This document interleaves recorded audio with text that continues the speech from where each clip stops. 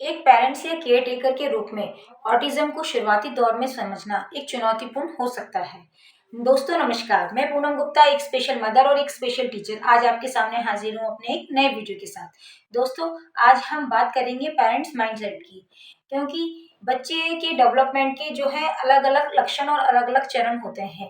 जैसे जैसे बच्चा बड़ा होता है उनमें अलग अलग तरह की गतिविधियां होती हैं। दोस्तों, ये समझ पाना शुरुआती दौर में बहुत ज़्यादा मुश्किल होता है कि आपके बच्चे में कोई परेशानी है या नहीं है, क्योंकि जब बच्चा पैदा होता है वो 1.5 या 2 साल तक बिल्कुल नॉर्मल होता है, उसमें कोई परेशानी नहीं होती है, उसका जो विकास है वो एक नॉर्मल बच्चे की तरह ही होता है। लेकिन जैसे जैसे बच्चा बड़ा होता है, 1.5 या 2 साल की एज में आता है, बच्चे में कुछ ना कुछ लक्षण दिखाई देने लग जाते हैं, क्योंकि उनका जो विकास है वो थोड़ा धीमा हो जाता है।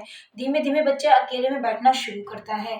कभी कभी वो आपके बीच में आना पसंद नहीं करता है। किन्हीं दो चीज़ों को बजाना, अपने पंजों के बल पे चलना, हाथों को हिलाना और कभी-कभी नाम पुकारने पर या किसी भी चीज़ की ध्वनि करने पर भी मुड़ के ना देखना। इसका मतलब क्या है कि आपके बच्चे में कहीं न कहीं कुछ न कुछ ऐसे लक्षण हैं जो उसको स्पेशल बनाते हैं। क्योंकि बहुत सारे बच्चे ऐसे देखे जाते हैं जिनके पेरेंट्स ये समझ नहीं पाते हैं कि उनके बच्चे में कोई कमी है। क्योंकि शुरुआती दौर जो होता है बच्चा एकदम नॉर्मल लगता है। हम भी नहीं समझ पाते हैं कि हमारे बच्चे में कोई कमी है, क्योंकि उसके जितने भी शुरुआती काम होते हैं वो सही समय पे होते हैं। लेकिन जैसे-जैसे बच्चा 2 साल की एज तक आने लगता है, बच्चे में कुछ ना कुछ थोड़ी-थोड़ी कमी आने लगती है। यदि बच्चा बोलता है, तो हो सकता है कि उसका बोलना कम होता जाए और धीमे-धीमे बिल्कुल बंद हो जाए। क्योंकि जब वो शुरुआती दौर में बब्लिंग करता है, उसके बाद वो 2-2 वर्ड्स वाले वर्ड्स बोलता है, उन सब चीज़ों को वो बोलना बंद कर देता है। दोस्तों, थोड़ी-थोड़ी कमियों की वजह से पेरेंट्स को भी ये समझ में नहीं आता है कि उनके बच्चे में कोई कमी है, और वो इस वजह से कहीं न कहीं पीछे होते चले जाते हैं। पेरेंट्स इस बात को एक्सेप्ट करने में बहुत समय लगा देते हैं कि उनका बच्चा एक स्पेशल नीड्स का या ऑटिज़्म का बच्चा है, क्योंकि हमें ये समझ में ही नहीं आ पाता है कि हमारे बच्चे में कुछ कमी है। हम अपने बच्चे को लेकर इधर से उधर घूमते रहते हैं और शायद हर इंस्टीट्यूट में जाकर यही सोचते हैं कि हमारा बच्चा शायद यहाँ से ठीक हो जाएगा। दोस्तों, अगर मैं अपनी बात करूँ, तो मुझे भी बहुत समय लगा था इस चीज़ को एक्सेप्ट करने में कि लक्ष्य को ऑटिज़्म है। आज लक्ष्य 19 साल का है, क्योंकि जब वो 19 साल पहले, यानी कि आप मानिए 17 साल की एज का था, उस समय इसको डायग्नोज़ हुआ था ऑटिज़्म। उस समय हम ऑटिज़्म वर्ड्स को बिल्कुल कभी हमने सुना ही नहीं था। हमें ये मालूम नहीं था कि इस तरह की भी कोई परेशानी होती है जो बच्चों में आती है। क्योंकि जब लक्ष्य हुआ था बिल्कुल नॉर्मल हुआ था, उसके सारे जितने भी शुरुआती काम थे बिल्कुल नॉर्मल बच्चे की तरह थे। वो हर चीज़ को बहुत अच्छी तरह करता था और उसने अपनी हर चीज़ को चलना, बोलना, दाँतों को निकालना, बैठना, हर चीज़ समय पे किया, और कोई भी हमें ऐसे उसके अंदर लक्षण नहीं दिखाई दिए कि वो कोई स्पेशल नीड्स का बच्चा है। लेकिन जैसे लक्ष्य 2 साल की एज में आया, तो हमें ऐसा महसूस हुआ कि वो जितना कुछ बोल रहा था, उसने वो बोलना कम कर दिया है या फिर बंद कर दिया है। जी, हमने उसको डॉक्टर को दिखाया, तो उसको हमें एक डॉक्टर ने हमें सजेस्ट किया कि आप इसको किसी स्कूल में डालिए, ये बच्चों के बीच में रहेगा, बच्चों के संग रहेगा, तो ये सही हो जाएगा। हमने उसको स्कूल में डाला, लेकिन वहाँ पर भी ये बच्चों के बीच में नहीं बैठता था। उसने धीमे-धीमे बोलना बंद कर दिया, अकेले में बैठना शुरू कर दिया, खिलौनों के संग खेलते रहना, किन्हीं भी 2 चीज़ को लेके, लकड़ियों को लेके, चम्मच को लेके, या जो भी कोई ऐसी चीज़ जिन्हें वो आपस में बजा सकता है, ऐसी चीज़ों को लेके बैठा रहता था और उसको बजाता रहता था। और ज़्यादा वो प्रेशर करने पे वो गुस्सा-सा करने लग जाता था, अपने हाथों को हिलाने लग जाता था।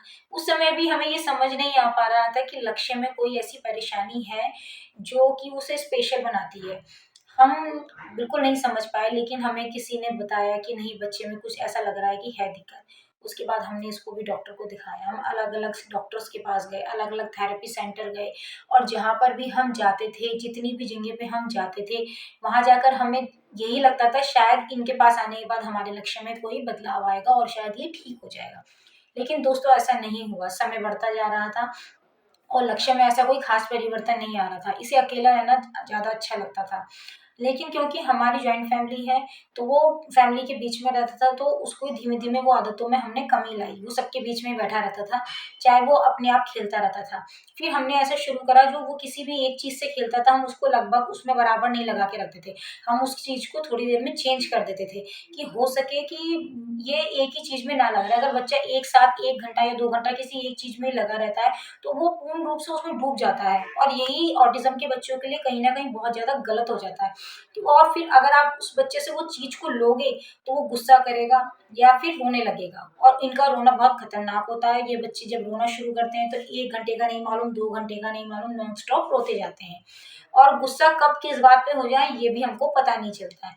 तो दोस्तों, इन सब चीज़ों को हमने भी बहुत लंबे समय तक इसको सहा है, लेकिन फिर उसके बाद जब मैंने स्पेशल में पढ़ाई करी तो फिर मुझे पता चला, जब मैंने चाइल्ड साइकोलॉजी के बारे में पता चला तो धीमे धीमे ये समझ में आने लगा। इसके कहने और करने से पहले मुझे समझ आता था कि शायद ये करना चाहता है, क्योंकि लक्ष्य की स्पीच तो पूरी तरह से खत्म हो गई थी, जो अभी भी बहुत कम है। अब वो सिंगल वर्ड्स में कुछ वर्ड्स बोलता है और हमें काफ़ी हद तक अपनी बातों को समझा देता है।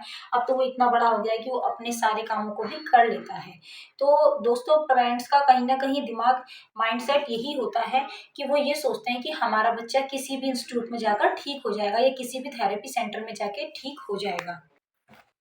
दोस्तों, जो भी थेरेपी की फ़ीस होती हैं वो बहुत ज़्यादा होती हैं, जिनको हर पेरेंट्स जो है वहन नहीं कर सकता। वैसे तो सभी पेरेंट्स चाहते हैं कि हमारा बच्चा ठीक हो जाए, वो उसके लिए कुछ भी करने को तैयार होते हैं, वो कितना भी पैसा है सब कुछ लगाने के लिए आते हैं। लेकिन दोस्तों, ऐसा नहीं होता है, क्योंकि अगर हमारा एक बच्चा, हो सकता है हमारी फैमिली में हमारा दूसरा बच्चा हो, या कुछ ऐसी हमारी ज़रूरतें हैं जहाँ पर पैसों की हमें बहुत ज़्यादा ज़रूरत है।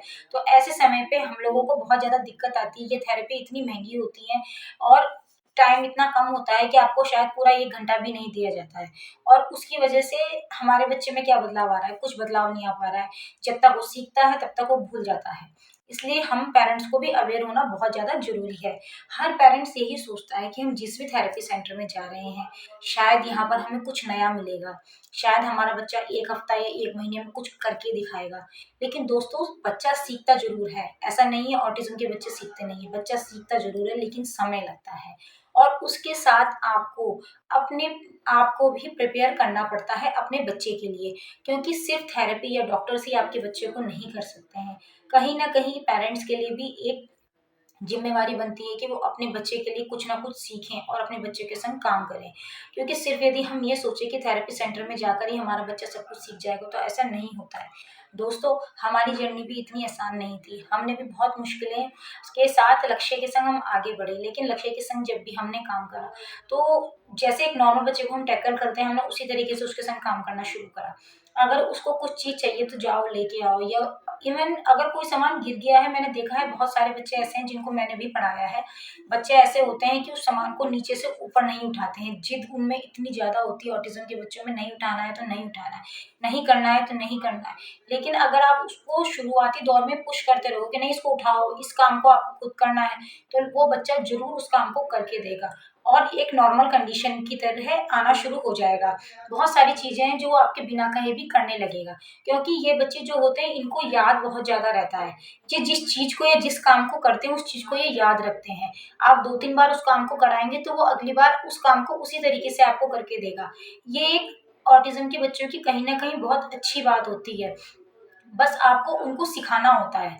आप जितना ज़्यादा उनको सिखाएँगे वो उतना ज़्यादा उस काम को अच्छी तरीके से करेंगे, और अपने डेली नीड्स के वर्क भी वो करना शुरू कर देते हैं, अगर आप शुरू में ही उनको कराना शुरू करेंगे। अगर आपने बच्चे को शुरुआती दौर में अपने बच्चों के साथ डेली नीड्स के काम नहीं करे हैं, तो समझिए वो कहीं न कहीं दिक्कत देना शुरू हो जाते हैं। क्योंकि ये बच्चे जो होते हैं फिर उन कामों को करने में कहीं न कहीं पीछे हटते हैं, और अगर आप उनसे ज़बरदस्ती करते हैं तो बहुत ज़्यादा हाइपर होने लग जाते हैं, वो मारने लग जाते हैं, काटने लग जाते हैं, सामानों को फेंकना शुरू कर देते हैं। तो ये अगर आपको कहीं पर भी आपको अंदेशा होता है कि आपका बच्चा अगर ऑटिज़्म या किसी और डिसेबिलिटी से पीड़ित है, तो आप उससे उस काम को शुरुआत में ही कराना शुरू कर दीजिए। लक्ष्य के साथ हमने खुद काम किया, उसके साथ-साथ हमने उसको थेरेपी भी कराई। जो हमारे थेरेपी वाले सर थे, वो भी बहुत अच्छे थे, बहुत कोऑपरेटिव थे। उन्होंने हमारे संग बहुत ज़्यादा कोऑपरेट किया, क्योंकि थेरेपी कराना बहुत ज़्यादा ज़रूरी भी हो जाता है शुरुआती दौर में, क्योंकि आपको खुद को भी सीखना होता है। आज लक्ष्य इतना है कि अपना सब कुछ कर लेता है और उसको घूमना बहुत पसंद है। जब भी वो बाहर जाता है तो उसको पता है कि मुझे नए कपड़े कौन से पहन के जाने हैं, अपने कौन से शूज़, कौन से स्लीपर्स पहन के जाने हैं, मुझे बाहर जाकर क्या करना है, क्या खाना है, किस तरीके से ऑटो में, बस में, रिक्शा में, कार में, ट्रेन में मुझे किस तरह से बैठना है, कैसा बिहेवियर करना है, उसको इन सब चीज़ों की बहुत नॉलेज आने लगी है, क्योंकि वो जितना ज़्यादा बाहर जा रहा है, उतना ज़्यादा वो सोशल हो रहा है। उसको ये पता है कि बाहर जाके मुझे दंगा नहीं करना है, मुझे शैतानी नहीं करनी। कभी-कभी वो भी करता है, ऐसा नहीं कह सकते कि बिल्कुल नहीं करता है बच्चा, करता है। लेकिन उसमें अब बहुत बदलाव आ रहा है और कुछ हमें उनके संग काम करते-करते हमें भी बहुत कुछ सीखने को मिलता है इन बच्चों के साथ, कि हम दूसरे बच्चों को भी सिखा सकते हैं।